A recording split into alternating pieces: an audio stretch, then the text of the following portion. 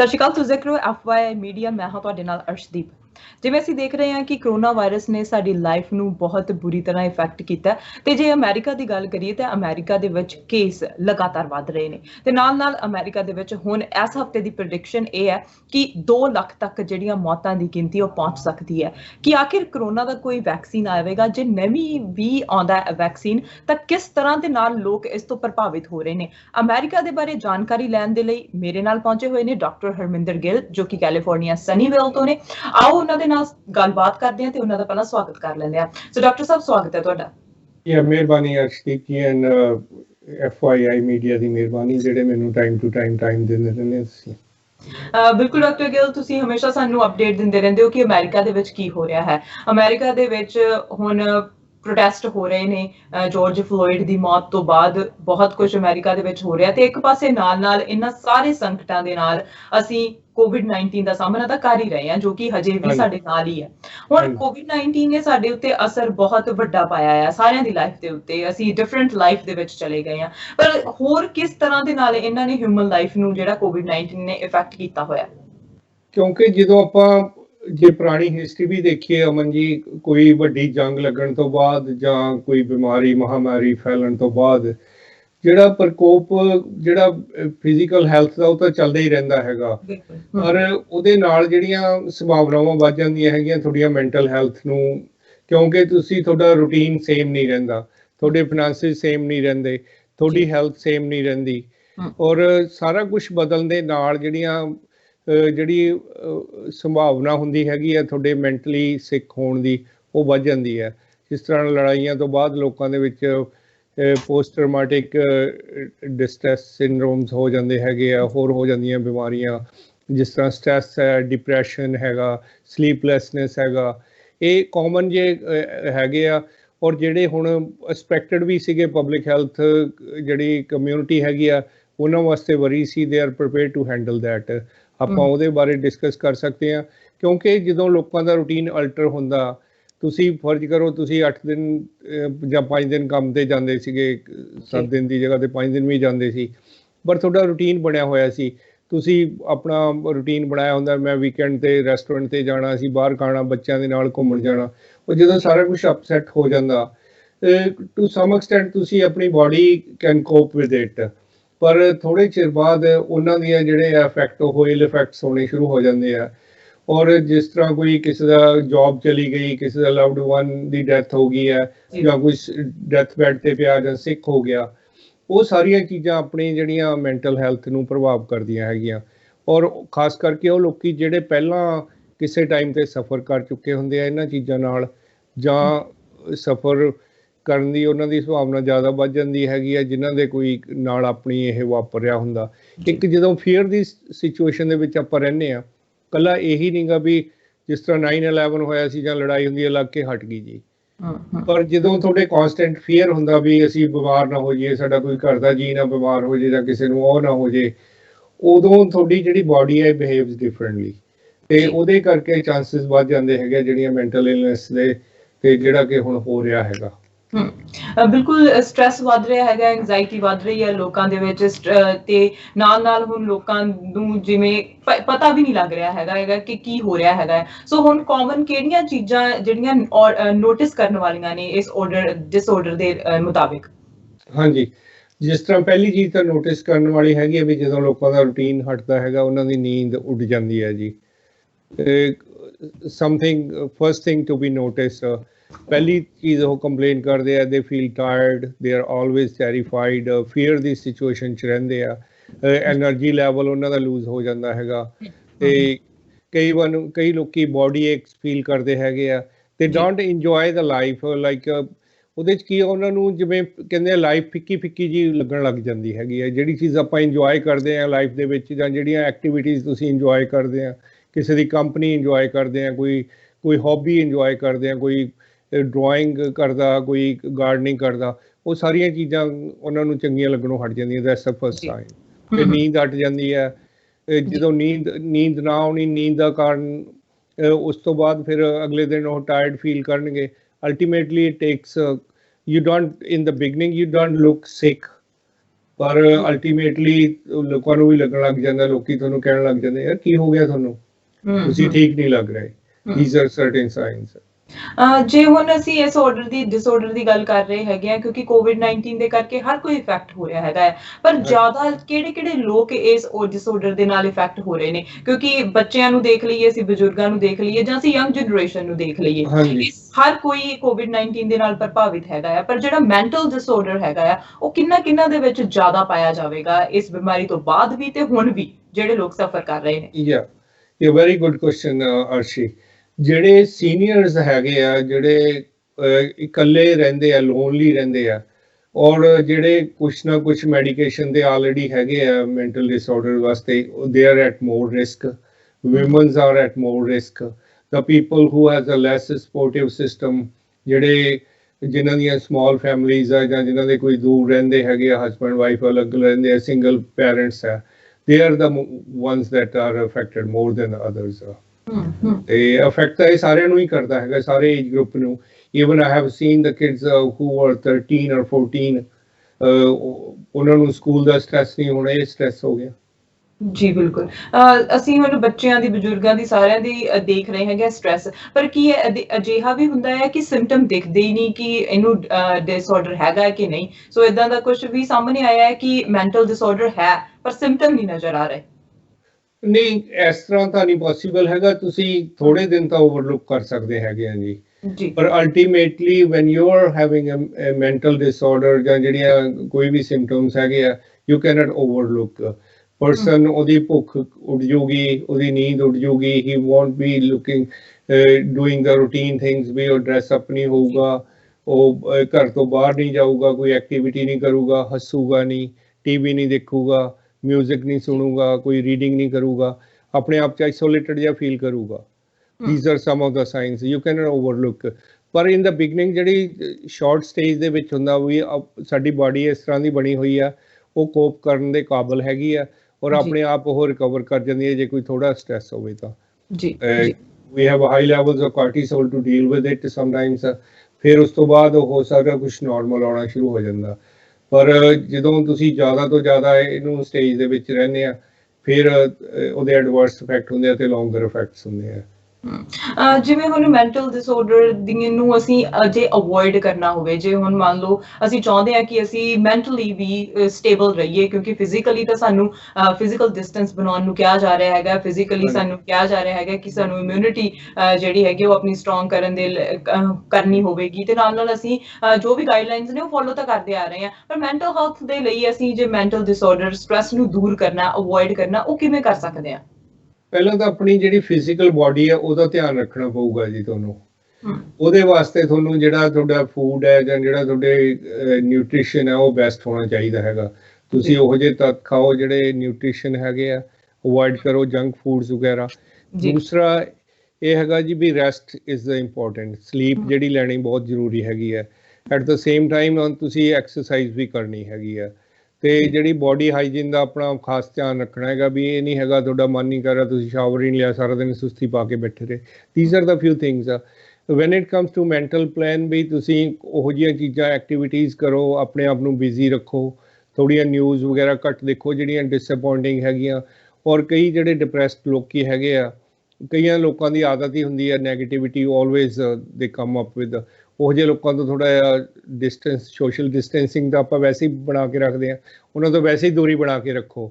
ਤੇ ਇਹ ਜਿਹੜਾ ਸਪੋਰਟ ਸਿਸਟਮ ਹੈ, ਤੁਸੀਂ ਮਤਲਬ ਇਹ ਨਹੀਂ ਹੈਗਾ ਵੀ ਤੁਹਾਡਾ ਕਿਸੇ ਨਾਲ ਗੱਲ ਕਰਨ ਨੂੰ ਨਹੀਂ ਮਨ ਕਰ ਰਿਹਾ, ਯੂ ਮਸਟ ਹੈਵ ਸਮਬਡੀ ਜਿਹੜਾ ਤੁਸੀਂ ਯੂ ਕੈਨ ਟਾਕ ਐਨੀਥਿੰਗ। ਤੁਹਾਡਾ ਕੋਈ ਕਲੋਜ਼ ਫਰੈਂਡ ਹੈਗਾ, ਤੁਹਾਡੇ ਆਪਦੇ ਸਰਕਲ ਦੇ ਵਿੱਚ ਹੈਗਾ, ਉਹਨਾਂ ਦੇ ਨਾਲ ਗੱਲਬਾਤ ਕਰੋ, ਫੋਨ 'ਤੇ ਗੱਲ ਕਰੋ, ਤੇ look for funny things sometimes. ਵੀ ਜ਼ਰੂਰੀ ਨਹੀਂ ਹੈਗਾ ਸਾਰਾ ਦਿਨ ਆਪਾਂ ਸੀਰੀਅਸ ਹੀ ਹੋਈ ਜਾਈਏ।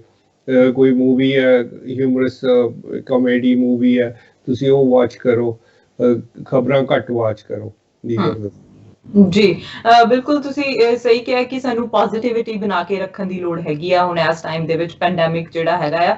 ਹੁਣ ਜਿਸ ਹਿਸਾਬ ਨਾਲ ਮੈਂਟਲ ਸਟ੍ਰੈਸ ਦੇ ਲੋਕ ਵੱਧ ਰਹੇ ਨੇ, ਮਾਮਲੇ ਵੱਧ ਰਹੇ ਨੇ, ਕੇਸਿਸ ਵੱਧ ਰਹੇ ਨੇ, ਉਸ ਦੇ ਹਿਸਾਬ ਨਾਲ ਜਿਹੜੇ ਆਲਰੇਡੀ ਮੈਂਟਲ ਡਿਸਆਰਡਰ ਨਾਲ ਦਾ ਫੇਸ ਕਰ ਰਹੇ ਨੇ, ਉਹਨਾਂ ਉੱਤੇ ਕਿੰਨਾ ਕੁ ਜ਼ਿਆਦਾ ਅਸਰ ਪਾ ਰਿਹਾ ਹੈਗਾ ਇਹ ਕੋਵਿਡ-19? ਕਿਉਂਕਿ ਇੱਕ ਵਾਰੀ ਤਾਂ ਹੁਣ ਸਾਰਾ ਕੁਝ ਹਾਲਟ ਹੋ ਗਿਆ ਸੀਗਾ ਜੀ। ਜੀ ਲੋਕੀ ਜਿਹੜੇ ਸੀਗੇ ਜਿਹੜੀਆਂ ਵਿਜ਼ਿਟ ਸੀਗੇ ਅਦਰ ਦੈਨ ਕੋਵਿਡ-19 ਵਿਜ਼ਿਟ ਹਸਪੀਟਲ ਵਿਜ਼ਿਟਸ ਬਹੁਤੇ ਘਟ ਗਏ ਸੀ ਕਿਉਂਕਿ ਲੋਕੀ ਕੋਈ ਡਰਦਾ ਬਾਹਰ ਨਹੀਂ ਸੀ ਨਿਕਲਣਾ ਜਾ ਰਿਹਾ। ਇਹਦਾ ਮਤਲਬ ਇਹ ਨਹੀਂ ਸੀ ਵੀ ਉਹ ਕੇਸਿਸ ਹੈ ਨਹੀਂ ਸੀਗੇ, ਪਰ people were more scared to go out, ਇਸ ਕਰਕੇ ਉਹ ਘੱਟ ਸੀ। ਪਰ ਹੁਣ ਥੋੜੇ ਜਿਸ ਤਰ੍ਹਾਂ ਹਸਪੀਟਲ ਓਪੀਡੀਜ਼ ਖੁੱਲ ਗਏ, ਇੰਡੀਆ ਦੇ ਵਿੱਚ ਵੀ ਖੁੱਲ ਗਏ, ਇੱਥੇ ਵੀ ਡਾਕਟਰਸ ਦੀਆਂ ਤੁਹਾਨੂੰ ਕਾਲਸ ਆ ਰਹੀਆਂ ਜਿਨ੍ਹਾਂ ਦੀ ਕੋਈ ਰੀਫਿਲ ਡਿਊ ਸੀਗੀ ਜਾਂ ਜਿਨ੍ਹਾਂ ਦੇ ਕੋਈ ਟੈਸਟ ਡਿਊ ਸੀਗੇ, ਉਹ ਤੁਹਾਨੂੰ ਕਾਲ ਕਰ ਰਹੇ ਆ ਵੀ ਤੁਸੀਂ ਸਾਡੇ ਆਫਿਸ ਨੂੰ ਕਾਲ ਕਰੋ ਤੇ ਤੁਸੀਂ ਕਰੋ, ਕਿਉਂਕਿ ਇਸ ਯੂਜੂਅਲ ਫਲੋ ਆਫ ਥਿੰਗਸ ਅਭੀ ਇਹ ਐਕਸਪੈਕਟਡ ਹੀ ਹੁੰਦਾ ਹੈਗਾ ਪਬਲਿਕ ਹੈਲਥ ਕਮਿਊਨਿਟੀ ਨੂੰ ਵੀ ਮੈਂਟਲ ਡਿਸਆਰਡਰ ਉਸ ਤੋਂ ਬਾਅਦ ਔਨ ਦੀ ਰਾਈਜ਼ ਹੋਣਗੇ, ਦੇ are prepared for the wave. ਤੇ ਉਹ ਇਹ ਸੱਚਾਈ ਵੀ ਹੈ ਵੀ ਹੁਣ ਉਹ ਕੇਸਿਸ ਵੱਧ ਰਹੇ ਆ, ਜਿਹੜੇ ਬਾਰਡਰ ਲਾਈਨ ਸੀ ਉਹ ਹੋ ਸਕਦਾ ਮੋਡਰੇਟ ਦੇ ਵਿੱਚ ਚਲੇ ਜਾਣ, ਜਿਹੜੇ ਮੋਡਰੇਟਸ ਵਾਲੇ ਸੀ ਉਹ ਸਵੀਅਰ ਦੇ ਵਿੱਚ ਚਲੇ ਜਾਣ। Things are happening.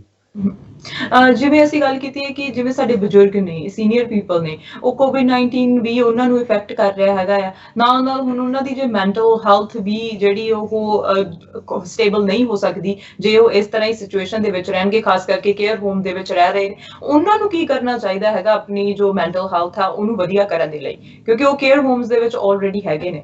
ਹਾਂਜੀ, ਪਹਿਲੀ ਗੱਲ ਤਾਂ ਜਿਹੜੇ ਕੇਅਰ ਹੋਮ ਦੇ ਵਿੱਚ ਸੀ, ਜਿਵੇਂ ਸਾਡੇ ਕੈਲੀਫੋਰਨੀਆ ਦੇ ਵਿੱਚ ਤਾਂ ਮੋਸਟ ਕੈਜੂਅਲਟੀਜ਼ ਉਹਨਾਂ ਦੀਆਂ ਹੀ ਹੋਈਆਂ ਵਿਚਾਰਿਆਂ ਦੀਆਂ, ਜਿਹੜੇ ਕੇਅਰ ਹੋਮ 'ਚ ਰਹਿੰਦੇ ਸੀ। ਔਰ ਬਹੁਤੇ ਜਿਹੜੇ ਕੇਅਰਿੰਗ ਉਹਨਾਂ ਦੇ ਸੀਗੇ ਫੈਮਲੀਜ਼, ਉਹਨਾਂ ਨੇ ਤਾਂ ਉਹਨਾਂ ਨੂੰ ਘਰ ਲੈ ਆਂਦਾ। That is the best thing to do. ਵੀ ਜੇ ਤੁਸੀਂ ਅਫੋਰਡ ਕਰ ਸਕਦੇ ਆ, ਕਿਸੇ ਦੇ ਘਰ ਵਾਲੀ ਮੰਨਦੀ ਆ ਵੀ ਬਾਪੂ ਜੀ ਨੂੰ ਲੈ ਆਓ, ਕੋਈ ਗੱਲ ਨਹੀਂ, ਫਿਰ ਤੁਸੀਂ ਲਿਆ ਸਕਦੇ ਆ, ਘਰੇ ਲਿਆ ਸਕਦੇ ਆ। ਤੇ ਸੈਕੰਡਲੀ ਉਹਨਾਂ ਦੇ ਨਾਲ ਐਕਟੀਵਿਟੀਜ਼ ਦੇ ਵਿੱਚ ਇਨਵੋਲਵ ਹੋ, ਜਿਹੜੇ ਛੋਟੀਆਂ ਉਹਨਾਂ ਦੇ ਨਾਲ ਗੱਲਾਂ ਕਰੋ, ਉਹਨਾਂ ਦਾ ਹੋਲਡ ਯੂਰ ਹੈਂਡਸ। ਆਪਣੀ ਫੈਮਿਲੀ ਤੋਂ ਤੁਹਾਨੂੰ ਸੋਸ਼ਲ ਡਿਸਟੈਂਸਿੰਗ ਦੀ ਨਹੀਂ ਲੋੜ, unless you know summon who is infected ਔਰ ਹੂ ਮਾਈਟ ਬੀ ਇਨਫੈਕਟਡ, ਉਹ ਤੋਂ ਦੂਰ ਰਹਿਣ ਦੀ ਲੋੜ ਹੈ। Sometimes just like a tender love and care can help the people ਜਿਹੜੀਆਂ ਮੈਡੀਸਨ ਤੋਂ ਦੂਰ ਰਹਿ ਸਕਦੇ ਆ। ਉਹ ਛੋਟੀਆਂ ਉਹਨਾਂ ਦੇ ਨਾਲ ਗੱਲਾਂ ਕਰੋ, ਉਹਨਾਂ ਦੇ ਪਰਿਵਾਰਿਕ ਗੱਲਾਂ, ਉਹਨਾਂ ਦੀਆਂ ਪੁਰਾਣੀਆਂ ਅਚੀਵਮੈਂਟ ਦੀਆਂ ਗੱਲਾਂ ਕਰੋ, ਤੇ ਉਹਨਾਂ ਦੀ ਡਾਈਟ ਦਾ ਖਾਸ ਧਿਆਨ ਰੱਖੋ, ਉਹਨਾਂ ਦੀ ਜਿਹੜੀ ਐਕਸਰਸਾਈਜ਼ ਰੂਟੀਨ ਹੈ ਜਾਂ ਉਹਨਾਂ ਦੀ ਹਾਈਜੀਨ ਦਾ ਧਿਆਨ ਰੱਖੋ, ਤੇ we can prevent certain things. ਪੂਰਾ ਆਪਾਂ ਮਤਲਬ ਤਾਂ ਨਹੀਂ ਕਰ ਸਕਦੇ, ਪਰ ਕੁਛ ਹੱਦ ਤੱਕ ਇਸ ਚੀਜ਼ ਨੂੰ ਆਪਾਂ ਅਵੋਇਡ ਕਰ ਸਕਦੇ ਹਾਂ ਜੀ। ਬਿਲਕੁਲ, ਪਰ ਅਸੀਂ ਆਪਣੇ ਲੈਵਲ ਦੇ ਉੱਤੇ ਤਾਂ ਪ੍ਰੀਵੈਂਟ ਕਰਨ ਦੀ ਕੋਸ਼ਿਸ਼ ਕਰਦੇ ਹਾਂ, ਪਰ ਹੁਣ ਜੇ ਜ਼ਿਆਦਾ ਹੀ ਗੱਲ ਜਿਹੜੀ ਵੱਧ ਜਾਂਦੀ ਹੈ ਜਾਂ ਸਾਨੂੰ ਮੈਡੀਕਲ ਅਸਿਸਟੈਂਟ ਦੀ ਲੋੜ ਪੈਂਦੀ ਹੈਗੀ ਹੈ ਕਿ ਅਸੀਂ ਮੈਡੀਕਲ ਅਸਿਸਟੈਂਸ ਲਈਏ, ਅਸੀਂ ਡਾਕਟਰ ਕੋਲ ਜਾਈਏ। ਹੋਮੋਪੈਥੀ ਦੇ ਤੁਸੀਂ ਡਾਕਟਰ ਹੈਗੇ ਹੋ, ਸੋ ਹੋਮੋਪੈਥੀ ਮੈਂਟਲ ਡਿਸਆਰਡਰ ਨੂੰ ਠੀਕ ਕਰਨ ਦੇ ਲਈ, ਉਹਨਾਂ ਪੇਸ਼ੈਂਟਸ ਨੂੰ ਠੀਕ ਕਰਨ ਦੇ ਲਈ ਕਿੰਨੀ ਕੁ ਕਾਰਗਰ ਸਿੱਧ ਹੋ ਰਹੀ ਹੈ, ਕਿੰਨੀ ਕੁ ਵਧੀਆ ਹੁੰਦੀ ਹੈ, ਕਿਵੇਂ ਇਲਾਜ ਜਿਹੜਾ ਉਹ ਕੀਤਾ ਜਾਂਦਾ ਹੋਮੋਪੈਥੀ ਦੇ ਵਿੱਚ? ਕਿਉਂਕਿ ਜਿੰਨੀਆਂ ਵੀ ਕਲੀਨਿਕਲ ਸਟੱਡੀਜ਼ ਹੋਮਿਓਪੈਥਿਕ ਤੇ ਹੋਈਆਂ ਹੈਗੀਆਂ ਮੈਂਟਲ ਡਿਸਆਰਡਰ ਤੇ, ਉਹਦੇ ਵਿੱਚ ਕਾਫੀ ਹੈਗੀਆਂ ਜਿਹੜੀਆਂ ਮੈਡੀਸਨ ਦੇ ਰੀਅਲੀ ਵਰਕ। ਪਰ ਹੋਮਿਓਪੈਥਿਕ ਦੀ ਮੈਡੀਸਨ ਦੇ ਵਾਸਤੇ ਸਾਨੂੰ ਕੇਸ ਸਟੱਡੀ ਕਰਨਾ ਪੈਂਦਾ, ਉਹਦਾ ਪੂਰਾ ਕੇਸ ਐਨਾਲਿਸਿਸ ਕਰਨਾ ਪੈਂਦਾ। ਮੋਰ ਓਵਰ ਜਿੰਨੀਆਂ ਵੀ ਇਹ ਮੈਡੀਸਿਨਸ ਹੈਗੀਆਂ ਜੀ ਹੋਮਿਓਪੈਥਿਕ ਦੀਆਂ, ਇਹਨਾਂ ਦੇ ਕੋਈ ਸਾਈਡ ਇਫੈਕਟ ਨਹੀਂ ਹੈ, ਨੇਚਰਲ ਸਬਸਟੈਂਸਿਸ ਤੋਂ ਬਣੀਆਂ ਹੁੰਦੀਆਂ ਤੇ work the nature way. On the comparison ਜਿਹੜੀਆਂ ਵੈਸਟਰਨ ਮੈਡੀਕੇਸ਼ਨ ਹੈ, ਐਂਟੀ ਡਿਪਰੈਸੈਂਟ ਮੈਡੀਕੇਸ਼ਨ ਹੈ, ਐਂਟੀ ਐਗਜ਼ਾਇਟੀ ਮੈਡੀਕੇਸ਼ਨ ਹੈ, ਉਹ ਕੈਮੀਕਲਸ ਤਾਂ ਹੈ ਹੀ ਉਹਨਾਂ ਦੇ ਸਾਈਡ ਇਫੈਕਟ ਤਾਂ, ਪਰ ਐਟ ਦ ਸੇਮ ਟਾਈਮ ਉਹ ਹੈਬਿਟ ਫਾਰਮਿੰਗ ਜ਼ਰੂਰ ਹੈਗੀਆਂ। ਤੁਸੀਂ ਜਿੰਨਾ ਚਿਰ ਲਈ ਜਾਂਦੇ ਆ ਉਹਨਾਂ ਚਿਰ ਉਹਨਾਂ ਦਾ ਅਸਰ ਰਹਿੰਦਾ, ਜਦੋਂ ਵੀ ਉਹ ਉਹਨਾਂ ਨੂੰ ਬੰਦ ਕਰ ਦਿੰਦੇ ਆ, ਤੁਹਾਨੂੰ sometimes you come up with the worst symptoms, ਉਹਦੇ ਵਿਡਰੋਅਲ ਸਿੰਪਟਮਸ ਹੋ ਜਾਂਦੇ ਆ। ਤੁਸੀਂ ਨੋਟ ਕੀਤਾ ਹੋਊਗਾ, ਤੁਸੀਂ ਨੀਂਦ ਵਾਲੀਆਂ ਕੋਈ ਜਿਹੜੀਆਂ ਵੈਲੀਅਮ ਹੈ ਜਾਂ ਹੋਰ ਹੈ, ਲੋਕੀ ਪਿਲਸ ਲੈਂਦੇ ਹੈਗੇ ਆ, ਉਹ ਜਿਸ ਦੇ ਨਾਲ ਲਓਗੇ ਉਸ ਤੇ ਨੀਂਦ ਨਹੀਂ ਆਊਗੀ। ਹੋਮਿਓਪੈਥਿਕ ਦੇ ਵਿੱਚ ਇਹ ਨਹੀਂ ਕੇਸ ਹੈ। If we fix the things, we fix the things from the root. ਅਗਰ ਉਹ ਦਵਾਈ ਤੁਸੀਂ ਬੰਦ ਵੀ ਕਰ ਦਿੰਦੇ ਆ, ਪਰ ਜਿਹੜੇ ਤੁਹਾਡਾ ਸਟੇਟਸ ਕੋ ਆ ਜਾਂ ਤੁਹਾਡੀ ਹੈਲਥ ਹੈ, it stage the same way at present.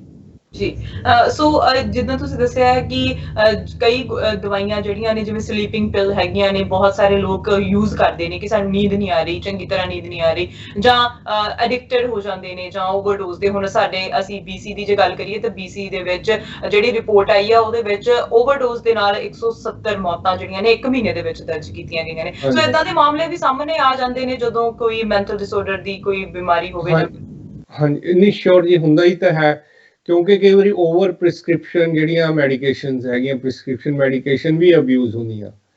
ਕਈ ਵਾਰੀ ਲੋਕੀ ਸਿਸਟਮ ਦਾ ਫਾਇਦਾ ਉਠਾਉਂਦੇ ਆ, ਉਹ ਆਫ ਦਾ ਮਾਰਕੀਟ ਚੋਂ ਵੀ ਲੈ ਆਉਂਦੇ ਆ ਜਾਂ ਇੰਡੀਆ ਤੋਂ ਲੋਕੀ ਲੈ ਆਉਂਦੇ ਆ। ਪਰ ਐਵਰੀ ਟਾਈਮ ਆਈ ਰეკਮੈਂਡ ਵੀ ਜੇ ਤੁਸੀਂ ਕੋਈ ਦਵਾਈ ਲੈ ਰਹੇ ਆ ਜਾਂ ਤੁਹਾਨੂੰ ਪ੍ਰਿਸਕ੍ਰਾਈਬ ਕੀਤੇ ਹੋਏ ਤੁਹਾਡੇ ਪ੍ਰਾਇਮਰੀ ਕੇਅਰ ਨੇ, ਤਾਂ ਉਹਦੇ ਨਾਲ ਜ਼ਰੂਰ ਕੰਸਲਟ ਕਰੋ ਵੀ ਇਹ ਤੁਹਾਡੀ ਕੰਪੈਟੀਬਿਲਿਟੀ ਉਹਨਾਂ ਦੋਨਾਂ ਦਵਾਈਆਂ ਦੀ ਹੈਗੀ ਆ ਕਿ ਨਹੀਂ। ਅਗਰ ਉਹ ਸਾਲਟ ਤੁਸੀਂ ਸੇਮ ਲੈ ਰਹੇ ਆ, ਉਹਦੀ ਜਿਹੜੀ ਮਿਲੀਗ੍ਰਾਮ ਹੈ ਜਾਂ ਉਹਦੀ ਸਟਰੈਂਥ ਹੈਗੀ ਆ, ਉਹ ਉਨੀ ਤੁਹਾਨੂੰ ਜ਼ਰੂਰਤ ਹੈ। ਜੇ ਤੁਹਾਡਾ ਘੱਟ ਨਾਲ ਸਰ ਸਕਦਾ ਤਾਂ ਉਨੀ ਘੱਟ ਲਓ। Talk to your primary care ਵੀ ਮੈਂ ਆ ਦਵਾਈਆਂ ਲੈ ਰਿਹਾ, ਇਹਦਾ ਕੋਈ ਜਿਹੜੀਆਂ ਮੈਂ ਪਹਿਲਾਂ ਦਵਾਈਆਂ ਲੈ ਰਿਹਾ ਜਾਂ ਬਲੱਡ ਪ੍ਰੈਸ਼ਰ ਵਾਲੀਆਂ ਲੈ ਰਿਹਾ ਜਾਂ ਦੂਸਰੀਆਂ ਲੈ ਰਹੇ ਆ, ਉਹਦੇ ਨਾਲ ਇਫੈਕਟ ਹੈਗਾ ਕਿ ਨਹੀਂ ਹੈਗਾ। ਸਰਟਨ ਫੂਡਸ ਵੀ ਕਈ ਵਾਰੀ ਇਨਕੰਪੈਟੀਬਲ ਹੁੰਦੇ ਹੈਗੇ ਆ। ਜਿਸ ਤਰ੍ਹਾਂ ਤੁਸੀਂ ਕੋਲੈਸਟਰੋਲ ਦੀ ਦਵਾਈ ਲੈ ਰਹੇ ਆ, ਜੇ ਉਹਦੇ ਨਾਲ ਗ੍ਰੇਪ ਫਰੂਟ ਤੁਸੀਂ ਲਓਗੇ ਤਾਂ ਉਹਦੇ ਸਾਈਡ ਇਫੈਕਟਸ ਹੁੰਦੇ ਆ। ਤੇ ਸਰਟਨ ਥਿੰਗਸ ਆਰ ਨੋ ਜੀ, ਉਹ ਚੀਜ਼ਾਂ ਅਵੋਇਡ ਕਰਨੀਆਂ ਚਾਹੀਦੀਆਂ।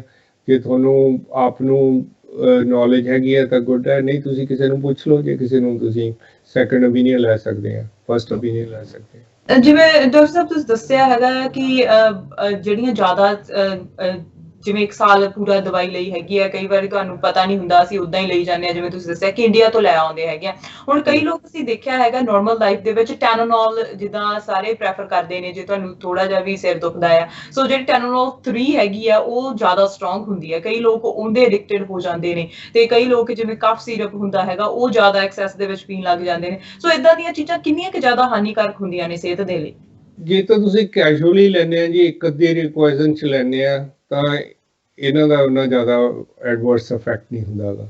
ਜੇ ਤੁਸੀਂ ਕਨਸਟੈਂਟਲੀ ਇਹਨਾਂ ਨੂੰ ਅਬਿਊਜ਼ ਕਰਦੇ ਆ, ਜਿਸ ਤਰ੍ਹਾਂ ਤੁਸੀਂ ਗੱਲ ਟੈਲਨੋਲ 3 ਦੀ ਕੀਤੀ ਹੈ, most of the people end up being constipated, ਕਿਉਂਕਿ ਇਹ ਇੱਕ ਓਪੋਇਡ ਕੰਪਾਊਂਡ ਹੈਗਾ ਜੀ, ਬਿਲਕੁਲ, ਜਿਹੜਾ ਅਫੀਮ ਦਾ ਜਿਹੜਾ ਉਹੀ ਡੈਰੀਵੇਟਿਵ ਇਹਦੇ ਵਿੱਚ ਹੈਗਾ।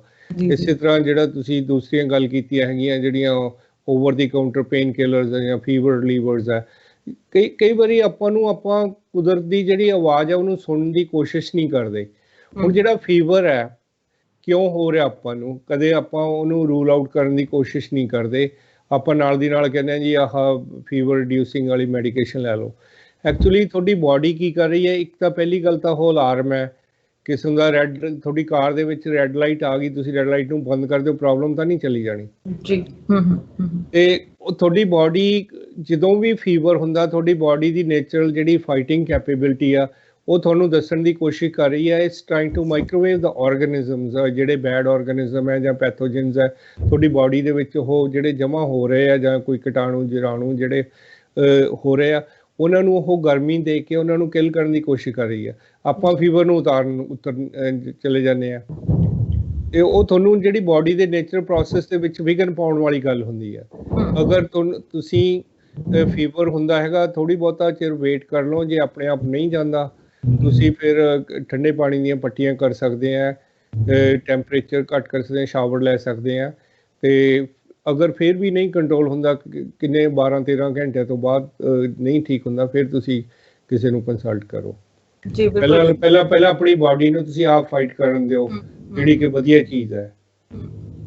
ਮੈਂਟਲ ਹੈਲਥ ਦੇ ਰਿਲੇਟਡ ਨਾ ਇੱਕ ਗੱਲ ਸਾਹਮਣੇ ਆਉਂਦੀ ਹੈ ਕਿ ਕਈ ਲੋਕ ਮੈਂਟਲ ਹੈਲਥ ਡਿਸਆਰਡਰ ਨੂੰ ਡਿਸਕਸ ਨਹੀਂ ਕਰਦੇ, ਜਿਵੇਂ ਆਪਣੇ ਹਿਸਾਬ ਨਾਲ ਹੀ ਉਹਨੂੰ ਟ੍ਰੀਟ ਕਰਨ ਦੀ ਕੋਸ਼ਿਸ਼ ਕਰਦੇ ਨੇ। ਕੀ ਜਿਹੜਾ ਮੈਂਟਲ ਹੈਲਥ ਡਿਸਆਰਡਰ ਹੈਗਾ ਪ੍ਰੀਵੈਂਟੇਬਲ ਹੈਗਾ? ਯੈਸ, ਆਪਣੀ ਖਾਸ ਕਰਕੇ ਆਪਣੀ ਸੁਸਾਇਟੀ ਦੇ ਵਿੱਚ, ਕੀ ਸਾਰਿਆਂ ਦੀ ਸੁਸਾਇਟੀ ਦੇ ਵਿੱਚ ਹੀ ਹੈਗਾ ਜੀ, ਇੱਥੇ ਗੋਰਿਆਂ ਦੇ ਵੀ ਇਹੀ ਹੈਗਾ ਵੀ ਸਾਨੂੰ ਆਦਤ ਅਸੀਂ ਚੀਜ਼ਾਂ ਲੁਕਾਉਣੇ ਬਹੁਤ ਹੈ। ਰਾਦਰ ਦੈਨ ਕਿਸੇ ਦੀ ਹੈਲਪ ਲੈਣ ਤੋਂ ਜਾਂ ਪ੍ਰੋਫੈਸ਼ਨਲ ਦੀ ਹੈਲਪ ਲੈਣ ਤੋਂ, ਅਸੀਂ ਪਹਿਲਾਂ ਕੋਸ਼ਿਸ਼ ਕਰਦੇ ਹਾਂ ਵੀ ਸਾਨੂੰ ਘਰੇ ਹੀ ਸਰ ਜੇ ਜਾਂ ਕਿਸੇ ਨੂੰ ਨਾ ਦੱਸਣਾ ਪਵੇ ਜੀ। ਤੇ ਉਹ ਫਿਰ ਹੌਲੀ ਹੌਲੀ ਕੀ ਹੋ ਜਾਂਦਾ ਹੈਗਾ, ਉਹ ਇੱਥੋਂ ਤੱਕ ਵੱਧ ਜਾਂਦੀ ਹੈ, ਫਿਰ ਉਹਦਾ ਇਲਾਜ ਲੰਬਾ ਹੋ ਜਾਂਦਾ ਜਾਂ ਮੁਸ਼ਕਲ ਹੋ ਜਾਂਦਾ। ਅਗਰ ਆਪਾਂ ਸ਼ੁਰੂਆਤ ਦੇ ਜਿਹੜੇ ਕੰਡੀਸ਼ਨ ਦੇ ਵਿੱਚ ਜੇ ਕਰੀਏ ਤਾਂ ਪਰ most of the things preventable ਹੈਗੀਆਂ। 50% of the mental disorders are preventable. ਅਗਰ ਅਸੀਂ ਆਪਣਾ ਲਾਈਫ ਸਟਾਈਲ, ਆਪਣਾ ਡਾਈਟ, ਆਪਣਾ ਐਕਸਰਸਾਈਜ਼ ਰੈਜੀਮੈਨ ਜਾਂ ਸਟ੍ਰੈਸ ਲੈਵਲ ਜਾਂ ਆਪਣਾ way of life behaviour change ਕਰ ਲਈਏ ਤਾਂ ਅੱਧੀਆਂ ਚੀਜ਼ਾਂ ਆਪਾਂ ਕੁਦਰਤੀ ਤੌਰ ਤਰੀਕੇ ਨਾਲ ਠੀਕ ਕਰ ਸਕਦੇ ਹਾਂ। ਹੋਮੋਪੈਥੀ ਦੇ ਵਿੱਚ ਕਿੰਨੇ ਕੁ ਚਾਂਸਸ ਹੁੰਦੇ ਹੈਗੇ ਨੇ? ਜੇ ਕੋਈ ਮੈਂਟਲ ਡਿਸਆਰਡਰ ਦਾ ਕੋਈ ਪੇਸ਼ੈਂਟ ਤੁਹਾਡੇ ਕੋਲ ਆਉਂਦਾ ਹੈਗਾ ਆ, ਸੋ ਕਿੰਨੇ ਕੁ ਚਾਂਸਸ ਹੁੰਦੇ ਨੇ ਉਹ ਠੀਕ ਹੋ ਜਾਵੇਗਾ, ਤੇ ਇਹਦਾ ਪੀਰੀਅਡ ਕਿੰਨਾ ਕੁ ਹੋ ਸਕਦਾ ਹੈ? ਕਿੰਨੇ ਟਾਈਮ ਦੇ ਵਿੱਚ ਇਹ ਚੀਜ਼ ਪ੍ਰੀਵੈਂਟੇਬਲ ਹੋ ਸਕਦੀ ਹੈ? ਪੀਰੀਅਡ ਤਾਂ ਵੇਰੀ ਕਰਦਾ ਹੈਗਾ ਨਾ ਜੀ, ਵੀ ਕਿਸ ਤਰ੍ਹਾਂ ਦੀ ਕੰਡੀਸ਼ਨ ਹੈਗੀ ਆ, ਜਾਂ ਆਪਣੀ ਬਾਡੀ ਦੇ ਵਿੱਚ ਦੋ ਤਰ੍ਹਾਂ ਦੀਆਂ ਅਰਸ਼ੀ ਚੇਂਜਸ ਹੁੰਦੀਆਂ। ਜੀ ਇੱਕ ਤਾਂ ਜਿਹੜੀਆਂ ਚੇਂਜਸ ਹੁੰਦੀਆਂ ਰਿਵਰਸੀਬਲ ਚੇਂਜਸ ਹੁੰਦੀਆਂ, ਇੱਕ ਚੇਂਜਸ ਹੁੰਦੀਆਂ ਇਰੀਵਰਸੀਬਲ ਚੇਂਜਸ। ਜੀ ਜਿਹੜੀਆਂ ਇਰੀਵਰਸੀਬਲ ਚੇਂਜਸ ਹੁੰਦੀਆਂ ਉਹਨਾਂ ਦੇ ਵਿੱਚ ਅਸੀਂ ਬਹੁਤਾ ਕੁਝ ਨਹੀਂ ਕਰ ਸਕਦੇ ਹੁੰਦੇ, ਸਿਰਫ ਤੁਹਾਡੀ ਕੁਆਲਿਟੀ ਆਫ ਲਾਈਫ ਬੈਟਰ ਕਰ ਸਕਦੇ ਹੁੰਦੇ ਆ। ਜਿਹੜੀਆਂ ਰਿਵਰਸੀਬਲ ਚੇਂਜਸ ਹੁੰਦੀਆਂ ਜਾਂ ਡਿਸਆਰਡਰਸ ਹੁੰਦੇ ਆ ਉਹਨਾਂ ਦੇ ਵਿੱਚ ਹੋਮਿਓਪੈਥੀ ਕੀ ਸਾਰੀਆਂ ਹੀ ਮਤਲਬ ਨੈਚੁਰਲਪੈਥੀ ਜਾਂ ਤੁਹਾਡਾ ਜਿਹੜੇ ਸਪਲੀਮੈਂਟਸ ਆ ਉਹ ਦੇ ਕੈਨ ਵਰਕ ਬੈਟਰ। ਤੇ homeopathy is proven science. It's been there for more than 250 years. It's used all over the world in all countries. ਤੇ ਹੋਮਿਓਪੈਥਿਕ ਦੇ ਵਿੱਚ ਕਾਫੀ ਵਧੀਆ ਮੈਡੀਸਿਨਸ ਹੈਗੀਆਂ ਜਿਨ੍ਹਾਂ ਦੇ ਕੋਈ ਸਾਈਡ ਇਫੈਕਟ ਨਹੀਂ ਹੈਗੇ, ਪਰ ਜਿਹੜੀ ਪੇਸ਼ੈਂਟ ਨੂੰ ਜਿਹੜੀ ਮੈਡੀਸਨ ਦਿੱਤੀ ਜਾਂਦੀ ਹੈ ਉਹਦੇ ਸਿੰਪਟਮਸ ਦੇ ਕਲੈਕਟਿਵ ਸਿੰਪਟਮਸ ਨੂੰ ਸਾਰਿਆਂ ਨੂੰ ਇਕੱਠੇ ਕਰਕੇ ਉਹਦਾ ਕੇਸ ਐਨਾਲਿਸਿਸ ਕਰਕੇ ਉਹਦੇ ਹਿਸਾਬ ਨਾਲ ਦਿੱਤੀਆਂ ਜਾਂਦੀਆਂ, ਨਾ ਕਿ ਜਿਸ ਤਰ੍ਹਾਂ ਐਲੋਪੈਥੀ ਵਿੱਚ ਹੈ ਜੀ ਐਲਪ੍ਰੈਕਸ ਹੈ ਜੀ ਜਾਂ ਵੈਲੀਅਮ ਹੈ ਜਾਂ ਡਾਇਜ਼ਪਾਮ ਹੈ, ਉਸ ਤਰ੍ਹਾਂ ਜਿਹੜੀ ਸਪੈਸੀਫਿਕ ਮੈਡੀਸਿਨਸ ਬਹੁਤ ਘੱਟ ਹੈਗੀਆਂ। ਹਾਲਾਂਕਿ ਹੁਣ ਜਿਹੜੀਆਂ ਕੁਝ ਕੰਬੀਨੇਸ਼ਨ ਮੈਡੀਸਿਨਸ ਹੋਮਿਓਪੈਥਿਕ ਦੀਆਂ FDA ਲਿਸਟਡ ਹੈਗੀਆਂ ਜਿਹੜੀਆਂ ਅਸੀਂ ਇੱਥੇ ਆਪਣੇ ਆਫਿਸ ਦੇ ਵਿੱਚ ਯੂਜ਼ ਕਰਦੇ ਹਾਂ, ਉਹ ਕਾਫੀ ਇਫੈਕਟਿਵ ਹੈਗੀਆਂ ਤੇ ਉਹ they work accordingly. As a useful supplement ਇਹਦਾ ਮਤਲਬ ਕਹਿ ਸਕਦੇ ਹਾਂ ਕਿ ਹੈਗੇ ਨੇ ਹੋਮਿਓਪੈਥੀ ਦੇ ਵਿੱਚ ਜਿਹੜੇ ਕਿ ਮੈਂਟਲ ਡਿਸਆਰਡਰ ਨੂੰ ਰਿਲੀਫ ਦੇ ਸਕਦੇ ਆ ਉਸ ਪਰਸਨ ਨੂੰ। ਹਾਂਜੀ, ਕਿਉਂਕਿ ਜਿਹੜੀਆਂ ਮੈਂਟਲ ਇਲਨੈਸਿਸ ਆ ਜਾਂ ਮੈਂਟਲ ਡਿਸਆਰਡਰ ਹੈ, ਇਟਸ ਲਾਈਕ ਅਦਰ ਫਿਜ਼ੀਕਲ ਇਲਨੈਸਿਸ। ਉਹਨਾਂ ਦਾ reason exposure to stress disorder, trauma, losses, financial losses, ਕੁਝ ਵੀ ਹੋ ਸਕਦਾ, ਪਰ ਐਟ ਦ ਸੇਮ ਟਾਈਮ ਉਹਨਾਂ ਦਾ ਜਿਹੜਾ ਕੁਝ ਹੈਗਾ ਫੰਡਾ ਉਹ ਇਹ ਆ ਵੀ ਕਿਸੇ ਚੀਜ਼ ਦੀ ਘਾਟ ਕਰਕੇ ਵੀ ਹੋ ਸਕਦਾ, ਜਿਸ ਤਰ੍ਹਾਂ B12 ਹੋਇਆ, ਵਿਟਾਮਿਨ D ਹੋਇਆ, ਜਿਹੜੀਆਂ ਚੀਜ਼ਾਂ ਤੁਹਾਡੇ ਵਾਸਤੇ ਹੈਲਪਫੁਲ ਹੈਗੀਆਂ, ਕੈਲਸ਼ੀਅਮ ਔਰ ਮੈਗਨੀਜ਼ੀਅਮ ਹੋਇਆ, ਇਹ ਚੀਜ਼ਾਂ ਕਈ ਵਾਰੀ ਮਤਲਬ ਜਦੋਂ ਆਪਣੀ ਬਾਡੀ ਦੇ ਵਿੱਚ ਉਸ ਮਾਤਰਾ ਦੇ ਵਿੱਚ ਨਹੀਂ ਰਹਿੰਦੀਆਂ, ਜਿਹੜੇ ਮਿਨਰਲਸ ਹੈ, ਮਾਈਕਰੋ ਮਿਨਰਲਸ ਹੈ, ਜੋ ਸਰਟਨ ਵਾਈਟਾਮਿਨਸ ਹੈ, ਫਾਈਟੋਨਿਊਟ੍ਰੀਐਂਟਸ ਹੈ, ਫਾਈਟੋਕੈਮੀਕਲਸ ਹੈ, ਉਹ ਜਦੋਂ ਉਸ ਮਾਤਰਾ ਦੇ ਵਿੱਚ ਨਹੀਂ ਰਹਿੰਦੇ ਤਾਂ ਆਪਣੀ ਬਾਡੀ ਦਾ ਜਿਹੜਾ ਫਲੋ ਹੈ, ਜਿਹਨੂੰ ਐਨਰਜੀ ਫਲੋ ਕਹਿੰਦੇ ਆ, ਚਾਈਨੀਜ਼ ਉਹਨੂੰ ਚੀ ਕਹਿੰਦੇ ਆ, ਹੋਮਿਓਪੈਥਿਕ ਦੇ ਵਿੱਚ ਵਾਈਟਲ ਫੋਰਸ ਕਹਿੰਦੇ ਆ, ਜਿਹੜੇ ਦੂਸਰੇ ਆ ਕੋਈ ਉਹਨੂੰ ਇਮਿਊਨ ਸਿਸਟਮ ਦਾ ਨਾਂ ਦਿੰਦੇ ਆ, ਹੈ ਸਾਰਾ ਕੁਝ ਇੱਕੋ ਹੀ ਹੈ। ਇੱਕੋ ਹੀ। ਹਾਂਜੀ, ਉਹ ਜਿਹੜਾ ਉਹਦਾ ਸਿਸਟਮ ਹੈ, ਜਿਹੜਾ ਜਦੋਂ ਕਿਸੇ ਚੀਜ਼ ਦੀ ਘਾਟ ਆਉਂਦੀ ਹੈ ਉਹ ਸਾਰਾ ਸਿਸਟਮ ਡਿਸਟਰਪਟ ਹੋ ਜਾਂਦਾ। ਅਗਰ ਆਪਾਂ ਉਹਨੂੰ ਪ੍ਰੋਪਰਲੀ ਤਰੀਕੇ ਨਾਲ ਡਾਇਗਨੋਸ ਕਰ ਲਈਏ ਵੀ ਕਿਹੜੀ ਚੀਜ਼ ਦੀ ਘਾਟ ਹੈ, ਅਗਰ ਉਹਨੂੰ ਉਹ ਤੱਤ ਦੇਣ ਦੀ ਕੋਸ਼ਿਸ਼ ਕਰੀਏ, ਜਿਸ ਤਰ੍ਹਾਂ ਹੋਮਿਓਪੈਥਿਕ ਦੇ ਵਿੱਚ ਬਾਇਓਕੈਮਿਕ ਇੱਕ ਪੱਧਤੀ ਹੈਗੀ ਹੈ ਹੋਮਿਓਪੈਥਿਕ ਦੀ, ਉਹਦੇ ਵਿੱਚ 12 ਬੇਸਿਕ ਟਿਸ਼ੂ ਸਾਲਟਸ ਹੈ, ਜਿਹੜੀ ਆਪਣੀ ਬਾਡੀ ਹੈ, ਜਿਸ ਤਰ੍ਹਾਂ ਆਪਾਂ ਕਹਿੰਦੇ ਆ ਵੀ ਬੰਦੇ ਦਾ ਜਿਹੜਾ ਇਨਸਾਨ ਹੈ ਉਹ 5 ਤੱਤਾਂ ਦਾ ਪੁਤਲਾ, ਕੈਲਸ਼ੀਅਮ, ਮੈਗਨੀਜ਼ੀਅਮ, ਸੋਡੀਅਮ, ਪੋਟਾਸ਼ੀਅਮ। ਉਸੇ ਤਰ੍ਹਾਂ ਹੋਮਿਓਪੈਥਿਕ ਦੀ ਜਿਹੜੀ ਉਹ ਫਿਲਾਸਫੀ ਉਹ ਕਹਿੰਦੀ ਹੈ ਜਿਹੜੇ 12 ਬਾਡੀ ਦੇ ਬੇਸਿਕ ਸਾਲਟ ਹੈਗੇ ਆ, ਅਗਰ ਉਹਨਾਂ ਦੀ ਘਾਟ ਆ ਜਾਂਦੀ ਹੈ ਜਾਂ ਉਹਨਾਂ ਵਿੱਚੋਂ ਕਿਸੇ ਇੱਕ ਦੀ ਘਾਟ ਆ ਜਾਂਦੀ ਹੈ, ਤੁਸੀਂ ਉਹ ਘਾਟ ਨੂੰ ਪੂਰਾ ਕਰਕੇ ਉਸ ਬਿਮਾਰੀ ਦਾ ਪ੍ਰਕੋਪ ਘਟਾ ਸਕਦੇ ਆ ਜਾਂ ਉਹਦੀ ਜਿਹੜੀ ਪੋਸਿਬਿਲਿਟੀ ਉਹ ਘਟਾ ਸਕਦੇ ਆ। ਬਿਲਕੁਲ, ਤਾਂ ਹੀ ਉਹ ਕਹਿੰਦੇ ਹੁੰਦੇ ਆ ਕਿ ਜੇ ਤੁਹਾਡਾ ਫਿਜ਼ੀਕਲ ਹੈਲਥ ਤੁਹਾਡੀ ਸਹੀ ਹੈਗੀ ਹੈ, ਇਹ ਜ਼ਰੂਰੀ ਨਹੀਂ ਕਿ ਮੈਂਟਲ ਹੈਲਥ ਜਿਹੜੀ ਹੈਗੀ ਹੈ ਤੁਹਾਡੀ ਸਹੀ ਹੋਵੇ। ਸੋ ਫਿਜ਼ੀਕਲ ਹੈਲਥ ਤੇ ਮੈਂਟਲ ਹੈਲਥ ਦੋਨਾਂ ਦਾ ਵਧੀਆ ਹੋਣਾ, ਸਿਹਤਮੰਦ ਹੋਣਾ ਜ਼ਰੂਰੀ ਹੈਗਾ ਆ। ਸੋ ਤੁਸੀਂ ਬਹੁਤ ਵਧੀਆ ਦੱਸਿਆ ਹੈਗਾ ਹੈ ਕਿ ਪਹਿਲਾਂ ਤਾਂ ਸਾਨੂੰ ਆਪਣੇ ਆਪ ਨੂੰ ਤੰਦਰੁਸਤ ਰੱਖਣ ਦੀ ਕੋਸ਼ਿਸ਼ ਕਰਨੀ ਚਾਹੀਦੀ ਹੈ, ਇਹਨੂੰ ਪ੍ਰੀਵੈਂਟ ਕਰਨ ਦੀ ਕੋਸ਼ਿਸ਼ ਕਰਨੀ ਚਾਹੀਦੀ ਹੈ ਆਪਣੇ ਲੈਵਲ ਦੇ ਉੱਤੇ, ਪਰ ਜੇ ਤੁਹਾਨੂੰ ਡਾਕਟਰ ਦੇ ਕੋਲ ਜਾਣ ਦੀ ਲੋੜ ਹੈਗੀ ਹੈ ਤਾਂ ਜ਼ਰੂਰ ਜਾਣਾ ਚਾਹੀਦਾ ਹੈ, ਜ਼ਰੂਰ ਡਾਕਟਰ ਨਾਲ ਕੰਸਲਟ ਕਰਨਾ ਚਾਹੀਦਾ ਹੈਗਾ। ਕੀ ਤੁਹਾਡਾ ਮੈਸੇਜ ਹੈਗਾ ਆ ਉਹਨਾਂ ਲੋਕਾਂ ਨੂੰ ਜਿਹੜੇ ਮੈਂਟਲ ਡਿਸਆਰਡਰ ਜਾਂ ਏਦਾਂ ਦੀ ਕੋਈ ਸਟ੍ਰੈਸ ਦੇ ਨਾਲ, ਐਂਗਜ਼ਾਇਟੀ ਦੇ ਨਾਲ ਡੀਲ ਕਰ ਰਹੇ ਨੇ? ਸਭ ਤੋਂ ਪਹਿਲਾਂ ਤਾਂ ਇਹ ਹੈਗਾ ਜੀ ਵੀ ਨਿਊਜ਼ ਵਗੈਰਾ ਦੇਖਣੀਆਂ ਘੱਟ ਕਰਨ, ਉਹ ਕਿਉਂਕਿ constantly that is putting them at a risk। ਫਿਰ ਆਪਣੀ ਐਕਸਰਸਾਈਜ਼ ਵਗੈਰਾ ਕਰਨੀ ਸ਼ੁਰੂ ਕਰਨ, ਪਰਸਨਲ ਹਾਈਜੀਨ ਦਾ ਖਿਆਲ ਰੱਖਣ, ਔਰ ਉਹੋ ਜਿਹੇ ਲੋਕਾਂ ਦੇ ਨਾਲ ਤਾਲਮੇਲ ਰੱਖਣ ਜਿਨ੍ਹਾਂ ਦੀ ਪੋਜ਼ਿਟਿਵਿਟੀ ਹੈ ਜਾਂ ਜਿਹੜੇ ਕੋਈ ਫਨੀ ਨੇਚਰ ਦੇ ਹੈਗੇ ਆ, not the other way around ਹੈ। ਤੇ ਆਪਣੇ ਜਿਹੜੇ ਐਕਸਰਸਾਈਜ਼ ਹੈ, ਡਾਈਟ ਹੈ, ਇਹਦਾ ਕਾਫੀ ਰੋਲ ਹੈਗਾ।